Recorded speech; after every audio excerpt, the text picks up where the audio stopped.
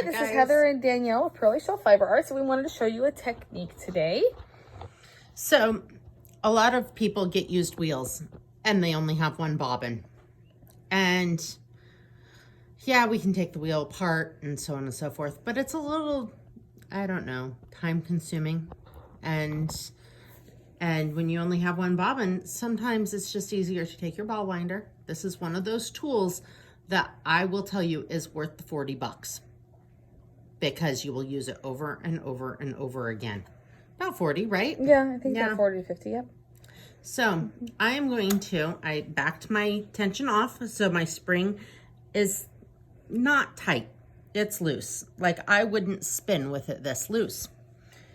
I am going to then use my ball winder to wind right off my bobbin.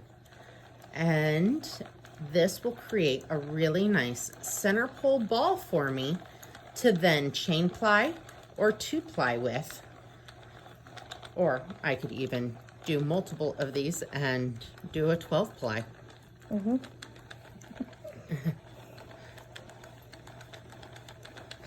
Right, this is a really good hack. I use this a lot even when I do have extra bobbins, but a lot of times we just don't, or if you're like me and you go on a spinning binge and you fill all the bobbins, you forget that you have like extra bobbins. And or like this wheel, she's a shop sample, and at our last show we sold all of her extra large bobbins, which has on her right now. So she, in this setup, only has one bobbin. So we do this and we take it off, make it into the ball. You do want to make sure that your tension is okay. You don't want a really bouncy, crazy ball. And it takes a little bit of time to get that through.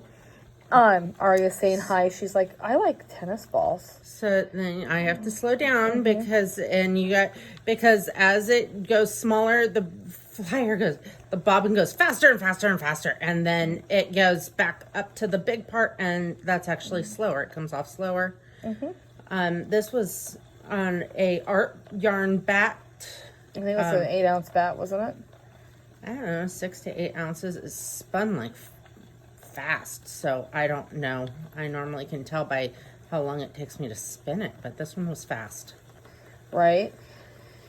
And then you can do this, like you say, we'll show you how in another video how to go from the center pole ball. You can also ply back on itself. You can chain ply this, you can ply it with something else, or you can use this and just clear off your bobbin and then set it. When you store your yarn, you are better off to store in skeins. If you store in a ball for any length of time, make sure it is a loose ball. Otherwise, you will stretch your yarn. So this yarn will actually stretch and get a little bit easier to ply if it sits here for a little bit. Also, one very smart tip here, let your single age on the bobbin for at least 24 hours after you spin it before you ball it, or it has a ton of energy in it. I have like something crazy going on here. And you will end up with like this coily mess. Right. So this one has been on there for a couple days. It's all good to go. Look at how pretty that is. Look how pretty this is. It's nice. It's loose. It's squishy. And it's all ready to go to our next step. It's all ready to go to the next step. And our bobbin is now empty and ready to ply on or to do another yarn on. All right. Thank you. Bye, guys.